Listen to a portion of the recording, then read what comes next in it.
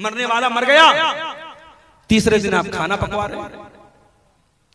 मेरे नाना का इंतकाल हुआ, मैं गया अपने नाना के यहाँ, इंतकाल के अगले दिन बैठा हूं, साहब बिरयानी की तैयारी हो रही है, मसाला पीसा जा रहा है, प्याज काटी जा रही है। मैंने मामू लोगों से कहा कि आप लोगों को शर्म नहीं आती?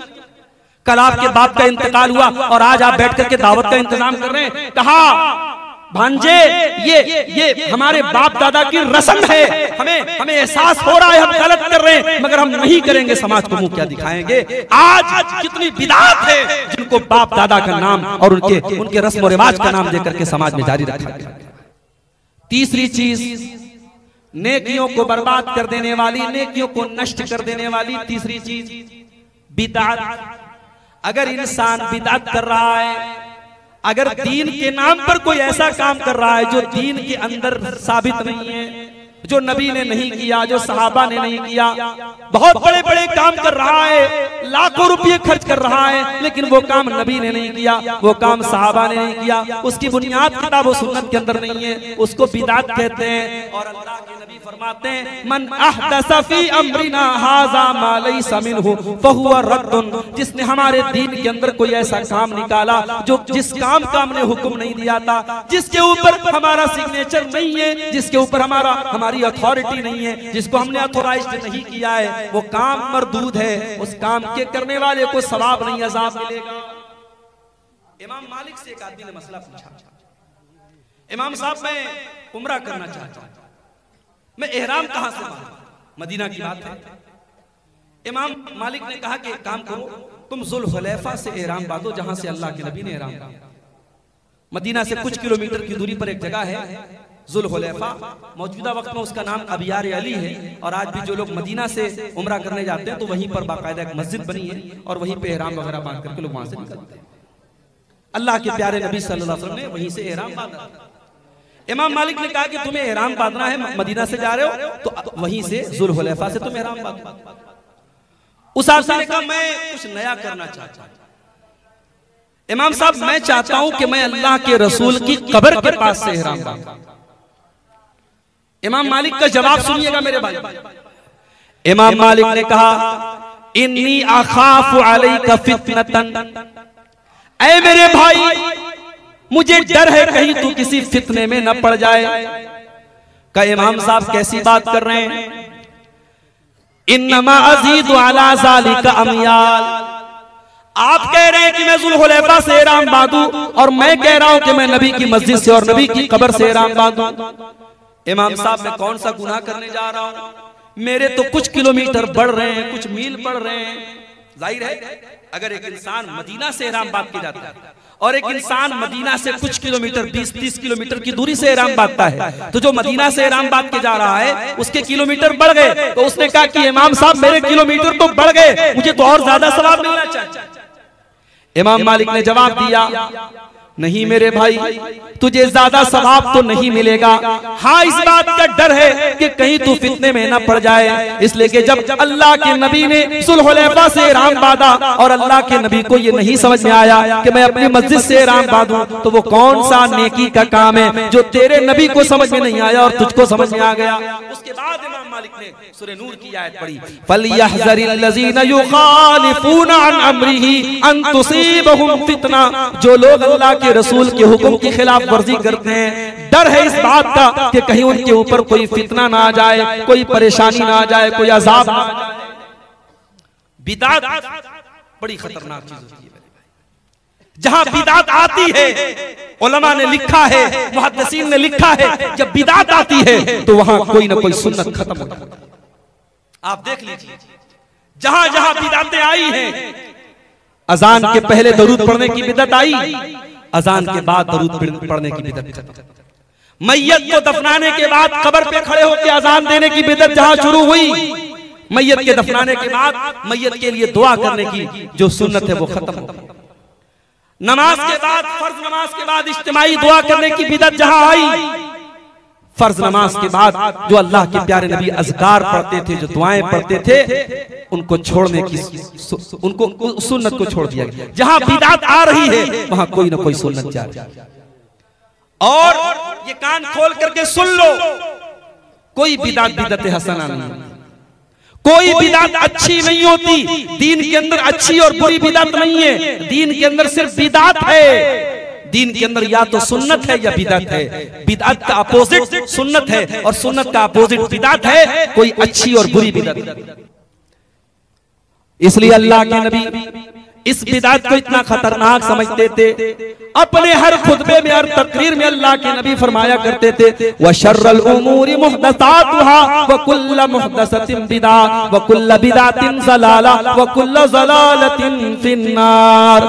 दीन के अंदर नया निकाला गया काम सबसे बुरा है और हर नया निकाला गया काम बिदात है और हर बिदत गुमराही है और हर गुमराही जहन्नम की तरफ लेकर के जाती है।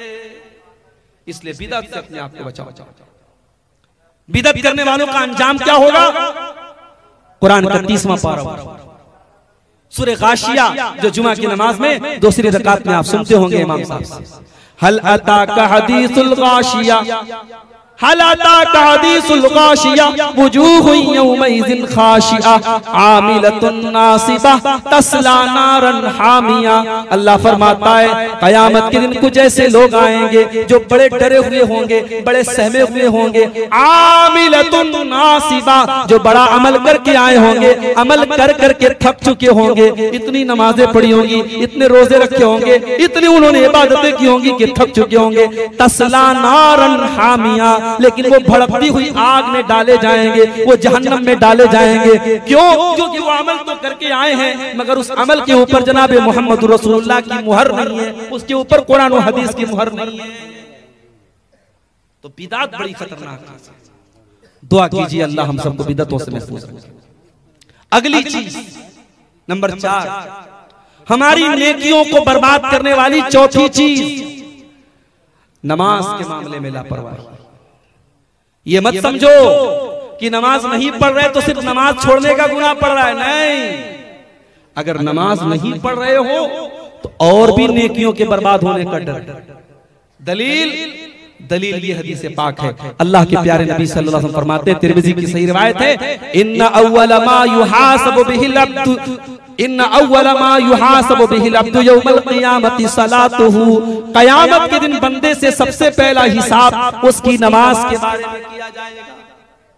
अच्छा, मुस्लिम शरीफ की एक हदीस में है कि क़यामत के दिन सबसे पहले लोगों के खून का फैसला होगा, सबसे पहले लोगों के खून का फैसला होगा। और यहाँ क्या हो रहा है? यहाँ अल्लाह के नबी क्या फरमा रहे हैं कि सबसे पहला सवाल नमाज के बारे में होगा। तो बज़ाहिर ऐसा लग रहा है दोनों हदीस आपस में टकरा रही है, टकरा नहीं रही है। बंदों के हुकूक में सबसे पहले खून का हिसाब होगा और अल्लाह के हुकूक में सबसे पहले नमाज का हिसाब होगा। तो क़यामत के दिन सबसे पहला सवाल नमाज के बारे में होगा।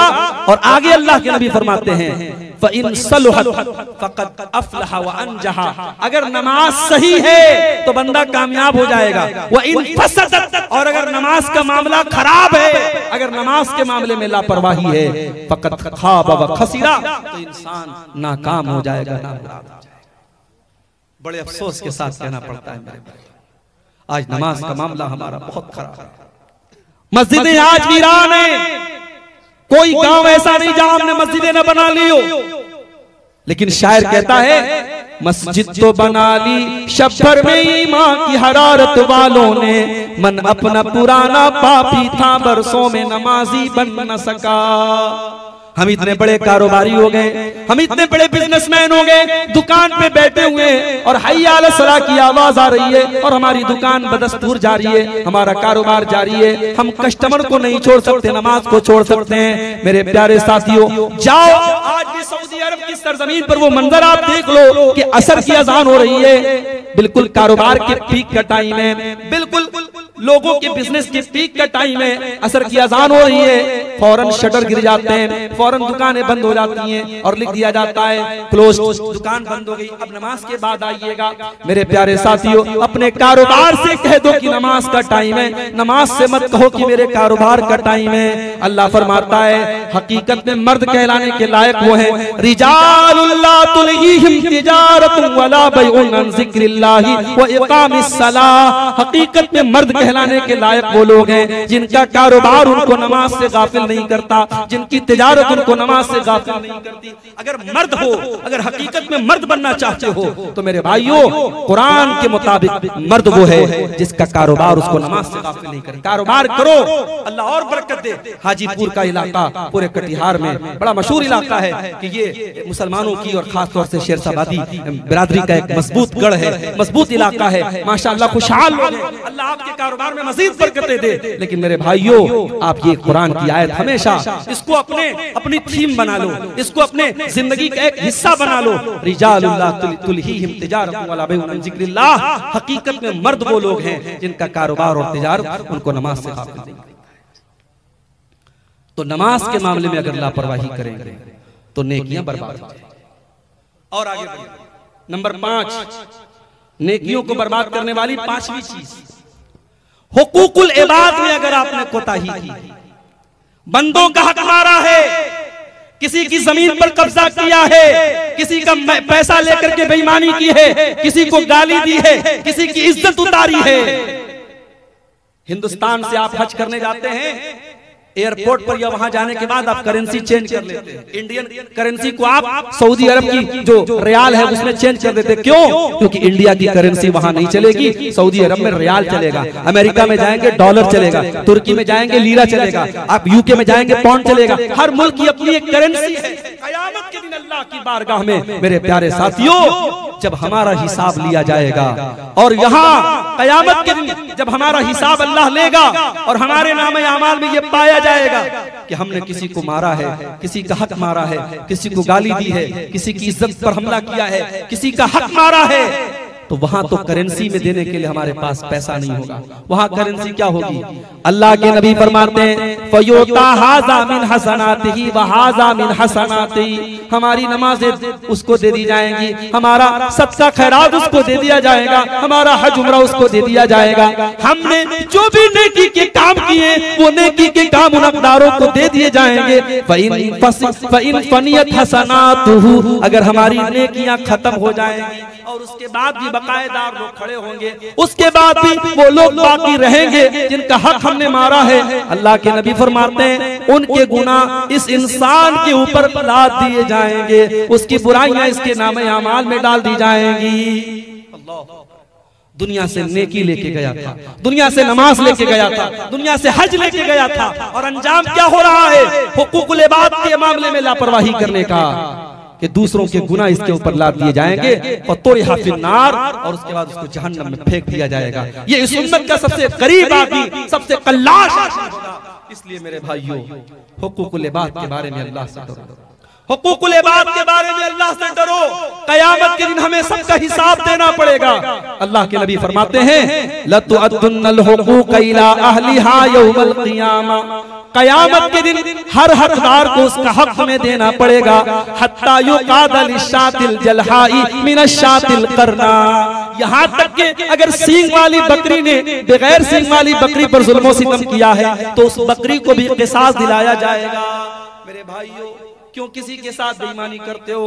क्यों किसी का हक मारते हो?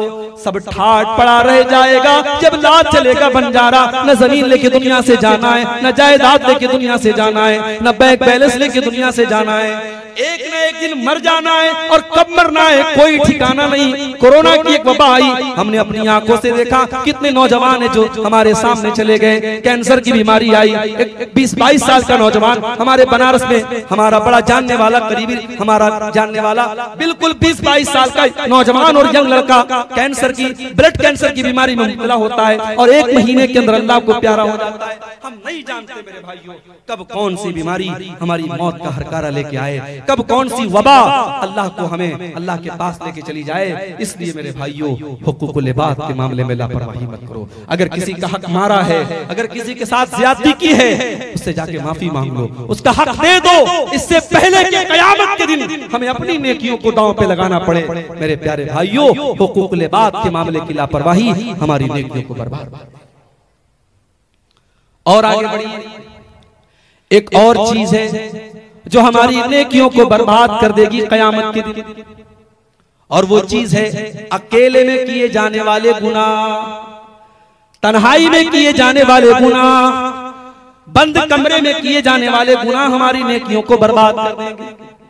मोबाइल का दौर है, मोबाइल का दौर है, स्मार्टफोन का दौर है, इंटरनेट का दौर है। आज आपके मोबाइल में आप क्या क्या चीजें मैसेज कर रहे हैं, क्या क्या चीजें देख रहे हैं। हो सकता है कि आपने डिलीट कर दिया हो सकता है आपने चैट की हिस्ट्री डिलीट कर दी हो सकता है आपने ब्राउजर की हिस्ट्री डिलीट कर दी हो सकता है आपने अपने मोबाइल की गैलरी को साफ कर लिया हो सकता है आपकी मोबाइल में बुराई के सारे सबूत मिट गए हो। मगर याद रखो मेरे भाई, अल्लाह का कैमरा तो 24/7 ऑन है। अल्लाह का कैमरा तो कभी बंद होने वाला नहीं है। व इन्ना अलैकुम लहाफिज़ीन किरामन कातिबीन, मेरे बंदो हमारे किरामन कातिबीन, हमारे फरिश्ते तुम्हारी एक एक हरकत को नोट कर रहे हैं, नकल कर रहे हैं। हमारे फरिश्ते एक एक हरकत को नोट कर रहे हैं। या लमूना मा तफअलून, वो तुम्हारे हर अमल को जानते हैं और तुम्हें क़यामत के दिन उसका हिसाब देना पड़ेगा। तन्हाई में किए जाने वाले गुनाह हमारी नेकियों को बर्बाद कर देंगे मेरे भाई। आइए वो हदीस सुनाने जा रहा हूं।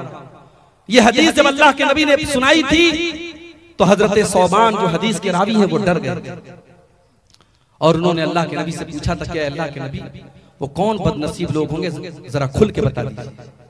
अल्लाह के प्यारे नबी फरमाते हैं, इब्ने माजा की सही रिवायत है, लअलमन्ना अक़वामम मिन उम्मती यातूना यौमल क़ियामति बिहसनातिन अमसाल जिबाल तिहामत बीज़न, मैं अपनी उम्मत के ऐसे लोगों को जानता हूँ जो क़यामत के दिन पहाड़ों के बराबर नेकियां लेकर के आएंगे। फयजअलु अल्लाहु अज़्ज़ व जल्ल हबाम मंसूरा, अल्लाह ताला उनकी नेकियों को हवा में उड़ा करके खत्म कर देगा।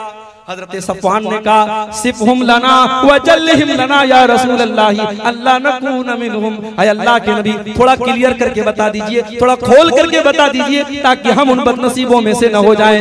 आपने फरमाया, ऐ सौबान वो तुम्हारे भाई होंगे, वो तुम्हारी नस्ल से होंगे, वो भी मुसलमान होंगे, वो तुम्हारी तरह नमाज पढ़ेंगे, वो तुम्हारी तरह इबादत करेंगे। वलाकिन्नहुम इज़ा खलौ बिमहारिमिल्लाहि इंतहकूहा, बस एक बात का फर्क होगा कि जब वो तन्हाई में होंगे, जब वो अकेले में होंगे तो वहां वो नाजायज काम करेंगे, वहां वो हराम काम करेंगे।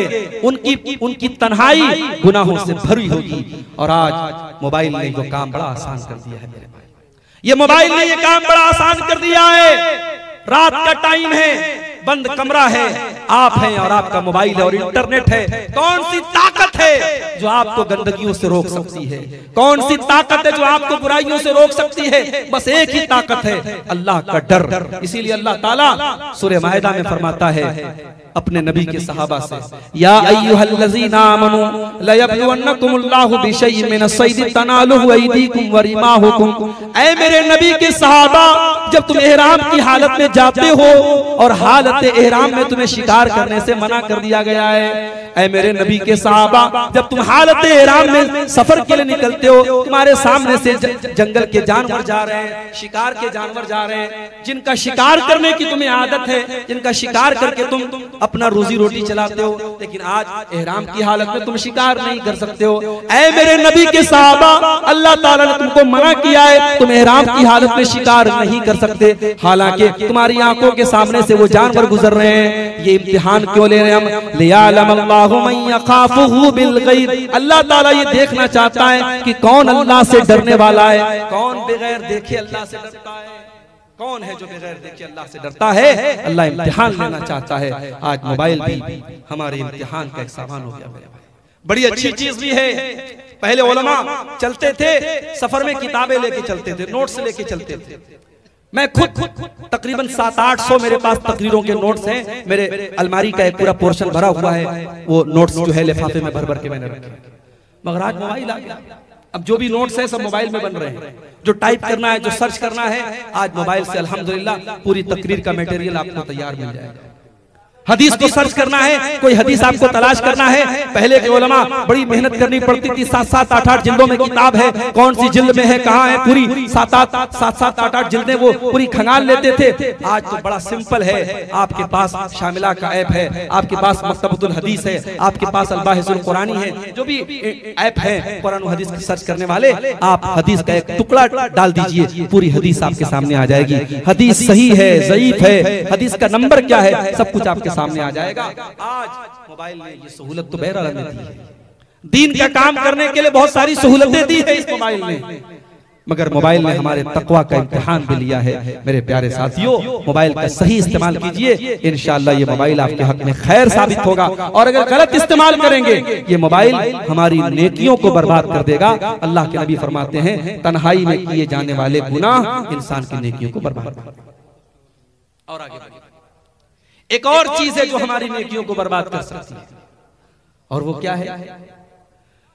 बीवी अगर अपने शौहर का हक अदा नहीं कर रही, बीवी बड़ी नमाजी है, रात में तहज्जुद पढ़ रही है, जुमा की नमाज में एकदम पहली सब में जाके औरतों वाले हिस्से में बैठती है, तकरीर में एकदम आगे आगे रहती है, मगर शौहर की खिदमत नहीं करती, शौहर की बात नहीं मानती, उसकी नेकियां खतरे में है, उसकी नेकियां बर्बाद हो जाती। अल्लाह के नबी फरमाते हैं सलासतुन ला यक़बलुल्लाहु सलातहुम, तीन लोग ऐसे जिनकी नमाज अल्लाह ताला कबूल नहीं करता है। वला तसादु इलस समा, उनकी नमाज आसमान के ऊपर नहीं जाती है। वला तुजाविज़ु रूसहुम, उनकी नमाज उनके सर के ऊपर भी नहीं जाती है। नंबर 1 रजुलुन अम्मा कौमन वहुम लहू कारिहून, वो इंसान जो लोगों की इमामत कर रहा है जबकि लोग उसको नापसंद कर रहे हैं, लोग उसको इमाम बनाना नहीं चाहते हैं, जबरदस्ती वो लोगों का इमाम बना हुआ है, ऐसा इंसान वो बदनसीब है, उसकी नमाज अल्लाह कबूल नहीं करेगा। नंबर 2 वरजुलुन सल्ला अला जनाज़तिन वलम युमर, वो इंसान जिसने किसी के जनाजे की नमाज पढ़ाई जबकि लोगों ने उसको हुक्म नहीं दिया है, वो बगैर हुक्म के और बगैर मशवरे के जनाजे की नमाज पढ़ा रहा है। और नंबर 3 वमरातुन दाहु ज़ौजुहा दाहा ज़ौजुहा इला फिराशिही, और वो औरत जिसका शौहर अपनी जरूरत पूरी करने के लिए उसे बुला रहा है और वो बगैर किसी मजबूरी के अपने शौहर की बात नहीं मान रही है, उस औरत की नमाज भी अल्लाह ताला कबूल नहीं करेगा। बहुत खतरनाक मामला है। मियां बीवी का रिश्ता सिर्फ एक रिश्ता नहीं है, मियां बीवी एक दूसरे के लिए अल्लाह ने कहा कुरान में लिबास है। बहुत सारी बुराइयों से शौहर बीवी को बचाता है, बीवी शौहर को बचाती है। अगर दोनों एक दूसरे की जरूरत का ख्याल नहीं रखेंगे मर्द के कदम बहक सकते हैं, औरत के कदम बहक सकते हैं। इसलिए अगर कोई औरत अपने शौहर का हक अदा नहीं कर रही है, इस बात का डर है उसकी नेकियां बर्बाद हो जाएंगी, उसकी नमाज कबूल नहीं होगी। इसी तरीके से मेरी प्यारी माँ और बहनों, जो औरत खुशबू लगा करके घर से बाहर निकलती है, जलसे में जाने के लिए नहीं, मार्केट में जाने के लिए नहीं, मस्जिद में नमाज पढ़ने के लिए जाती है खुशबू लगा करके, अल्लाह के नबी फरमाते हैं ला यक़बलुल्लाहु सलात इम्रातिन, अल्लाह ताला उस औरत की नमाज को कबूल नहीं करता है। ततय्यबु लिहाज़ल मस्जिद, जो मस्जिद में खुशबू लगा करके हाथ आती है, जो मस्जिद में खुशबू लगा करके आती है, उस औरत की नमाज अल्लाह ताला कबूल नहीं करता है। हत्ता तरजिया, जब तक कि वो औरत वापस न चली जाए, वह तगसिल गुस्लल जनाबा, और वो गुस्ल न कर ले जो जनाबत में किया जाता है, जो नापाकी के आलम में किया जाता है, जब तक वो ऐसा गुस्ल न कर ले और अपने बदन से खुशबू का असर खत्म न कर ले, तब तक उस औरत की नमाज कबूल नहीं होती। मेरी माँ और बहनों, जब मस्जिद में नमाज पढ़ने के लिए औरत को खुशबू लगा के जाने की इजाजत नहीं, तो जलसे में, प्रोग्राम में, रिश्तेदारियों में और इसी तरीके से पार्टियों में और शॉपिंग करने के लिए और बाजारों में एक औरत सज करके, समर करके, मेकअप करके, खुशबूदार जो है चीजें लगा करके और ट्रांसपेरेंट कपड़े पहन करके अगर निकलती है तो सोचो उसका अंजाम क्या होगा। इसीलिए अल्लाह के नबी ने फरमाया कि जो औरत खुशबू लगा करके मर्दों के पास से गुजरती है, फहिया कज़ा व कज़ा, ऐसी औरत बदचलन है, ऐसी औरत ज़ानिया है। अल्लाह हमारी माँ बहनों की हिफाजत करे। खुशबू लगा करके औरत का निकलना ये भी औरत की नेकियों को बर्बाद करता है।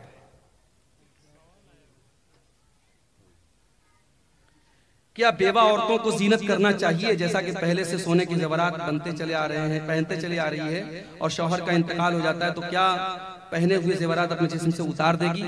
देखिए, अब शेख बैठे हुए हैं, शेख माशाल्लाह आपके हम सब के बुजुर्ग आलिम हैं, शेख की मौजूदगी में, शेख की इजाजत से मैं ये बात बता रहा हूँ, अगर गलती होगी तो शेख रहनुमाई करेंगे। इस अमल को बेवा औरत जो इद्दत गुजारती है, इस अमल को शरीयत में इहदाद कहा गया है। इहदाद का मतलब होता है जीनत ना करना। तो औरत इस 4 महीना 10 दिन के पीरियड में जीनत नहीं करेगी। अब इसमें जो जीनत वो ऑलरेडी करती है वो भी शामिल है, और जो डेली के रूटीन में शामिल है, खुशबू लगाना और सजना संवरना, काजल लगाना, मेकअप करना, जेवरात पहनना, ये सारी चीजें उसमें शामिल है।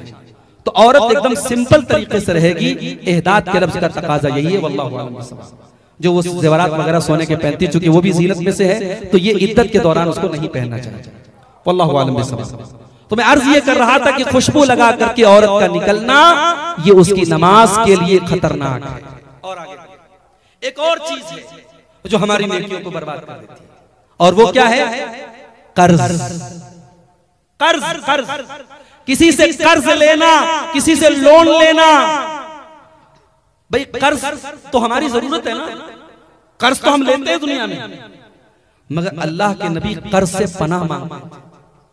अल्लाह के रसूल नमाज में दुआ करते थे, अल्लाहुम्मा इन्नी अऊज़ु बिका मिनल माफ़मी वल मग़रम। ऐ अल्लाह मैं तेरी पनाह चाहता हूं गुनाहों से और कर्ज से।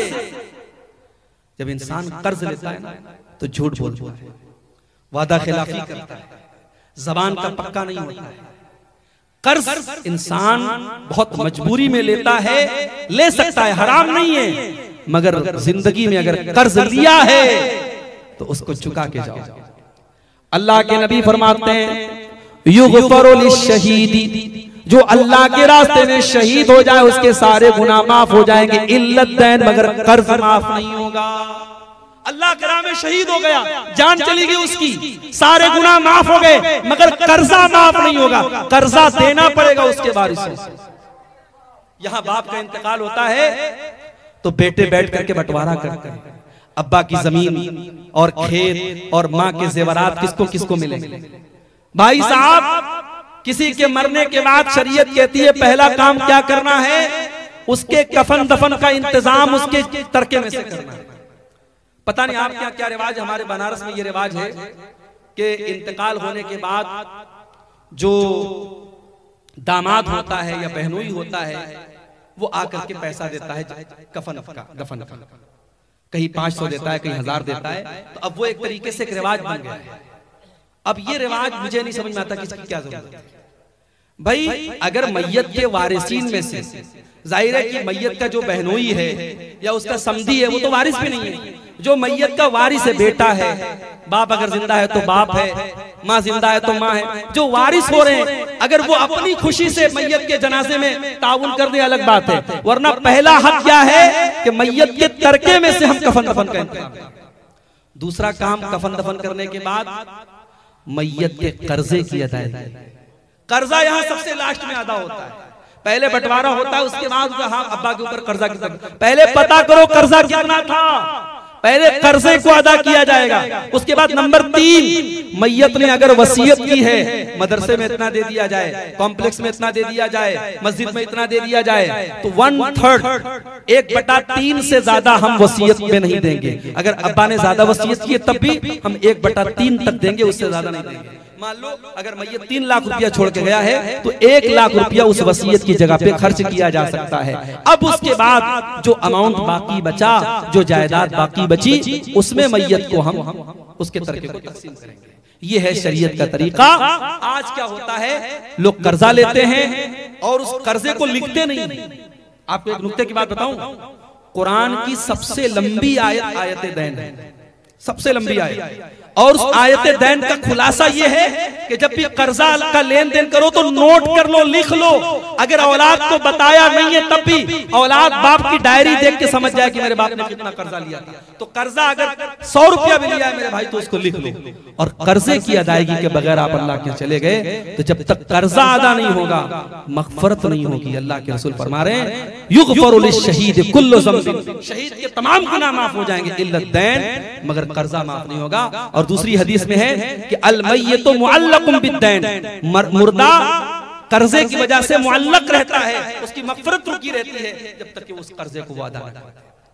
तो ठीक है, अल्लाह ताला हम सबको कर्जे की अदायगी को जिंदगी में करने की तौफीक दे। मस्जिद का चंदा मस्जिद के अलावा कब्रिस्तान वगैरह में खर्च कर सकते हैं या नहीं, जबकि मस्जिद, ईदगाह और कब्रिस्तान की एक ही कमेटी है। देखिए, अगर चंदा देने वाले ने वाज़े तौर पर कहा है कि मेरा चंदा मस्जिद में दिया जाए, तो अब उसकी हैसियत एक तरीके से वक्फ की होगी। वो चंदा उसने मस्जिद के लिए वक्फ कर दिया, अब उसको आप दूसरी जगह ट्रांसफर नहीं कर सकते। जो शरीयत का मसला यही है कि अगर मस्जिद के लिए उसने दिया है तो मस्जिद ही में खर्च करे। कमेटी एक तो अलग बात है, कमेटी एक होने से वो फंड एक नहीं हो जाएगा। इसलिए कहीं कहीं जो रसीद होती है, रसीद पर वजाहत होती है कि किस मद में दिया जा रहा है। अगर कब्रस्तान, मस्जिद और मदरसा तीनों की एक कमेटी है, तब भी रसीद पर इस बात की वजाहत होनी चाहिए कि ये चंदा कहाँ दिया जा रहा है। मस्जिद के लिए तो मस्जिद में ही देना चाहिए। तो दो चीजें और बयान करके बात खत्म कर रहा हूं। हमारी नेकियों को औरत अपने शौहर से मिलने जाना चाहती है, अच्छा खुला लेना चाहती है, औरत अपने शौहर से खुला लेना चाहती है, उस औरत को क्या करना होगा, कुरान और हदीस से बयान कीजिए। देखिए, चूंकि हमारे यहाँ इस्लामी हुकूमत भी नहीं है और कोई दारुल क़ज़ा भी नहीं है। अगर किसी इलाके में दारुल क़ज़ा का सिस्टम है, जहाँ बाकायदा उलमा की एक कमेटी है और वो खुला और तलाक के मसले को हैंडल करते हैं कुरान और सुन्नत की रोशनी में, तो अच्छी बात है। अगर दारुल क़ज़ा वगैरह का सिस्टम नहीं है, जैसा कि आम तौर से नहीं है, तो इलाके के जो जिम्मेदार उलमा हैं और जो साहिबाने अम्र हैं, जो नेक और दीनदार लोग और समाज के सरबराह लोग हैं, उनको बिठाया जाए और औरत एक एप्लीकेशन लिखे, एक दरखास्त लिखे कि मैं अपने शौहर से खुला लेना चाहती हूँ। और शौहर की रजामंदी भी जरूरी है। शौहर को बाकायदा कमेटी के लोग बुलाएंगे और उनके सामने औरत का ये प्रस्ताव रखेंगे कि तुम्हारी बीवी तुम्हारे साथ नहीं रहना चाहती, खुला लेना चाहती है। उसके बाद अगर शौहर कहता है कि ठीक है, अगर मेरी औरत खुला लेना चाहती है तो ठीक है, वो ले ले खुला, मैं नहीं रखूंगा उसको, तो अब उसके बाद एक तहरीर तैयार हो जाएगी कि हम तमाम उलमा और तमाम मुआशरे के जिम्मेदार लोगों की मौजूदगी में फलाना बिन्ते फला का खुला कराया जा रहा है। और उस खुला के बाद एक हैज़ की इद्दत गुजारेगी औरत। एक बार उसको पीरियड आएगा, फिर जब वो पाक हो जाएगी उसके बाद वो कहीं और निकाह कर सकती है। यही खुला का मसला है। वल्लाहु आलम बिस्सवाब। तो नेकियों को बर्बाद करने वाली दो चीजें और बयान करके बात करते हैं। शराबी आदमी जो शराब पीता है, उसकी नेकियां भी खतरे में। शराब पीने का जो गुनाह है वो तो है, शराबी की नमाज कबूल नहीं होती। अल्लाह के नबी फरमाते हैं, तिरमिज़ी की रिवायत है, मन शरीबल खम्रा ला तुक़बलु लहू सलातु 40 सबाहन। जो इंसान शराब पीता है उसकी 40 दिन तक की नमाजें कबूल नहीं होती हैं। फ़इन ताबा ताबल्लाहु अलैहि, अगर वो तौबा कर ले तो अल्लाह उसकी तौबा कबूल कर लेगा। अगर तौबा नहीं करेगा तो 40 दिन तक की उसकी नमाज खतरे में रहेगी। एक बार शराब पी, अब सोचो जो रोज शराब पी रहा है वो कितना बदनसीब है, उसकी कितनी नमाजें खतरे में हैं। वो शराब पीता रहे और नमाज पढ़ता रहे, कोई मतलब नहीं है उसकी नमाज का। इसलिए मेरे भाइयों, अगर कोई भी मुसलमान शराब जैसी गंदी चीज का शिकार है, अल्लाह से सच्ची तौबा कर ले, अल्लाह से जितनी जल्दी मुमकिन हो तौबा कर ले। शराब वो गंदी चीज है जिसके बारे में अल्लाह के नबी फरमाते हैं, हजरत उस्मान गनी फरमाते हैं, इन्नल खम्र उम्मुल खबाइस, शराब बुराइयों की जड़ है। तो शराब ये इंसान की नेकियों को बर्बाद कर देती है। आखिरी चीज, हसद और कीना कपट। अगर इंसान के दिल में हसद है, कीना कपट है, तो कान खोल करके सुन ले, उसकी नमाज, उसका रोजा, उसकी इबादत अल्लाह के कबूल नहीं होगी। सबूत चाहते हैं आप? दो सबूत आपको दे रहा हूं। पहली हदीस मुस्नद अहमद के अंदर मौजूद है। अल्लाह के नबी फरमाते हैं, इय्याकुम वल हसद फइन्नल हसद ताकुलुल हसनाती कमा ताकुलुन नारुल हतब। जिस तरीके से आग लकड़ी को खा जाती है, उसी तरीके से हसद इंसान की नेकियों को खा जाता है। इसलिए ऐ मेरी उम्मत के लोगों, तुम हसद से बचा करो, हसद मत किया करो। कोई पैसा कमा रहा है अपने मुकद्दर से कमा रहा है, कोई नाम कमा रहा है अपने मुकद्दर से कमा रहा है, किसी को शोहरत मिल रही है अपनी मेहनत से मिल रही है। तुम मेहनत करो, तुम स्ट्रगल करो, तुम एफर्ट करो, तुम कोशिश करो। किसी का बच्चा कुरान का हाफिज है, किसी का बच्चा आलिम है, कोई पैसा कमा रहा है, भाई तुम भी अपने बच्चे को हाफिज बनाओ, तुम भी अपने बच्चे को आलिम बनाओ, तुम भी पैसा कमाने के लिए मेहनत करो। उसके मुकद्दर की रोजी तुमको नहीं मिलेगी, तुम्हारे मुकद्दर की रोजी उसको नहीं मिलेगी। हसद मत। और ये हसद इतनी खतरनाक चीज है, अल्लाह के प्यारे नबी फरमाते हैं, हर सोमवार के दिन और हर जुमेरात के दिन अल्लाह रब्बुल आलमीन मोमिन को बख्श देता है। जन्नत के दरवाजे खोल दिए जाते और मोमिन को बख्श दिया जाता है। इसीलिए अल्लाह के प्यारे नबी हर सोमवार को और जुमेरात को रोजा रखा करते हैं। अभी परसों में पाकुड़ गया, कल जुमा था, कल मैं पाकुड़ गया था। तो पाकुड़ में हमारी जमात के बड़े मुस्तरद आलिम हैं मौलाना फैजी साहब, मोइनुल हक फैजी साहब, वो बताने लगे कि सऊदी अरब में जो उलमा है सोमवार के दिन आम तौर से आपको जो उलमा है वो रोजे की हालत आम है वहां सऊदी अरब में। हालांकि बड़ी दौलत है, बड़ी आसाइश है, मगर अल्लाह के रसूल की सुन्नतों के मामले में बहुत सेंसिटिव है। हर जुमेरात को और हर सोमवार को जो अल्लाह के रसूल रोजा रखते थे, आज सऊदी अरब के जितने उलमा आपको मिलेंगे 95% उलमा वो आपको मिलेंगे कि इस रोजे का एहतमाम करते हैं। हमारे यहाँ ये नहीं होता है, हमारे यहाँ इस मामले में बड़ी लापरवाही है। तो सोमवार और जुमेरात के दिन अल्लाह के नबी फरमाते हैं जन्नत के दरवाजे खोल दिए जाते हैं और अल्लाह अपने हर उस बंदे की मग़फ़िरत कर देता है ला युश्रिकु बिल्लाह, जो अल्लाह के साथ शिर्क न करता। अगर तौहीद पर है बंदा, अल्लाह मग़फ़िरत कर देता है सोमवार के दिन और जुमेरात के दिन। लेकिन दो लोगों को अल्लाह छोड़ देता है, दो लोगों की बख्शिश नहीं होती। कौन दो लोग? जिनके दिल में एक दूसरे के लिए कीना हो, जिनके दिल में एक दूसरे के लिए दुश्मनी हो, हसद हो, जलन हो। अल्लाह फरिश्तों से कहता अंदिरू हाज़ैन हत्ता यस्तलिहा, अंदिरू हाज़ैन हत्ता यस्तलिहा। ऐ फरिश्तों नजर रखो इन दोनों के ऊपर, अगर ये दोनों सुलह कर लेते हैं, कीना कपट दूर कर लेते हैं, तो इनकी भी मग़फ़िरत हो जाएगी, इनकी भी बख्शिश हो जाएगी। और अगर ये आपस का कीना कपट दूर नहीं करते हैं तो इनको पेंडिंग में रखो, इनकी मग़फ़िरत नहीं होगी। इतनी खतरनाक चीज है कीना और कपट। मेरे भाइयों, दुनिया है, किसी से कोई मसला हो सकता है, किसी से कोई दुश्मनी की बात हो सकती है, इंसानी फितरत है, मगर दिल में हसद और कीना मत रखो, दिल को साफ रखो। इब्राहीम अलैहिस्सलाम अल्लाह की बारगाह में दुआ करते हैं कि ऐ अल्लाह मुझे क़यामत के दिन तू जलील मत करना, वला तुख़ज़िनी यौम युबअसून, ऐ अल्लाह तू क़यामत के दिन मुझे रुसवा न करना। यौम ला यनफ़उ मालुन वला बनून, क़यामत के दिन ना माल काम आएगा ना औलाद काम आएगी, इल्ला मन अतल्लाह बिक़ल्बिन सलीम। क़यामत के दिन वही इंसान कामयाब होगा जो साफ सुथरा दिल लेकर के आएगा। अल्लाह से दुआ करो अल्लाह ताला हमें भी अपना दिल साफ करने की तौफीक दे। कपड़ा साफ है, जिस्म साफ है, मगर आज दिलों में गंदगी भरी है मेरे भाई। ऊपर से इंसान हंस हंस के मिल रहा है, मुसाफा कर रहा है, दुआएं दे रहा है, और अंदर हसद और जलन छुपा हुआ है। आज इस दौर में वो किसी शायर ने कहा है ना कि दिल मिले न मिले हाथ मिलाते रहिए, दिल मिले न मिले हाथ मिलाते रहिए। आज दिल नहीं मिल रहा है, हाथ मिल रहा है। दुआ करो अल्लाह हमें एक दूसरे से दिल मिलाने की तौफीक अता फरमाए। ये चंद चीजें मैंने आपके सामने बयान की जो हमारी नेकियों को बर्बाद कर देती है। एक साहब ने सवाल किया है कि दाढ़ी रखना सुन्नत है या फर्ज? देखिए, अल्लाह के प्यारे नबी सल्लल्लाहु अलैहि वसल्लम ने दाढ़ी रखी, आपने आपके चेहरे पर भरपूर दाढ़ी थी, इस एतबार से हम बोलेंगे कि अल्लाह के रसूल की सुन्नत है दाढ़ी रखना। लेकिन अब शरीयत में होता है कि एक चीज होती है फर्ज, एक चीज होती है सुन्नत। फर्ज वो है कि करना ही करना है, नहीं करेंगे तो गुनहगार होंगे, और सुन्नत वो चीज होती है कि करेंगे तो सवाब मिलेगा, नहीं करेंगे तो अल्लाह ताला क्या अजाब नहीं होगा। तो क्या दाढ़ी का मामला ऐसा है? दाढ़ी का मामला ऐसा नहीं। अगर सिर्फ अल्लाह के रसूल ने रखा होता तो इसका मामला सुन्नत होता कि अल्लाह के नबी की सुन्नत है, मगर आपने रखा भी और हुक्म भी दिया है। आपने क्या फरमाया? वाफुल लहिया, दाढ़ी को माफ कर दो, दाढ़ी को छोड़ दो, दाढ़ी को लंबा लंबा करो, दाढ़ी को बढ़ाओ, अरखू वाफू, इस तरीके के अल्फाज हदीसों में आए हैं। तो शरीयत का एक मसला है कि जब अल्लाह के रसूल किसी बात का हुक्म दे दे और कोई ऐसी दलील मौजूद ना हो कि अल्लाह के नबी ने उस चीज में गुंजाइश दी है कि करो तो भी हरज है, ना करो तो भी हरज है, तो वो चीज वाजिब होती है, फर्ज होती है। इसलिए दाढ़ी रखना फर्ज है। अब अगर कोई ये कहता है कि बाद सहाबा से ये बात सबूत मिलता है कि बाद सहाबा जो है वो एक मुश्त से ज्यादा काट लेते थे, तो भाई अहले हदीस इस तरीके की बात करे ये मुनासिब नहीं है।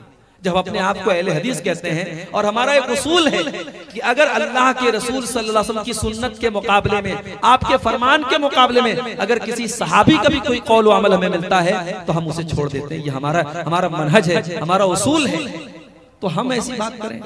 इसलिए दाढ़ी के सिलसिले में सही बात यही है कि दाढ़ी रखना फर्ज है, वाजिब है, और दाढ़ी काटने वाला, दाढ़ी छीलने वाला, दाढ़ी की काट छांट करने वाला गुनहगार है। वल्लाहु आलम। अल्लाह ताला हम सबको नेक अमल की तौफीक अता फरमाए। जो बातें बयान की गई नेकियों को बर्बाद करने वाली, अल्लाह ताला उन सब चीज़ों से हम सबको बचने की तौफीक दे। आमीन। व आखिर दावाना अल्हम्दुलिल्लाहि रब्बिल आलमीन। अस्सलामु अलैकुम।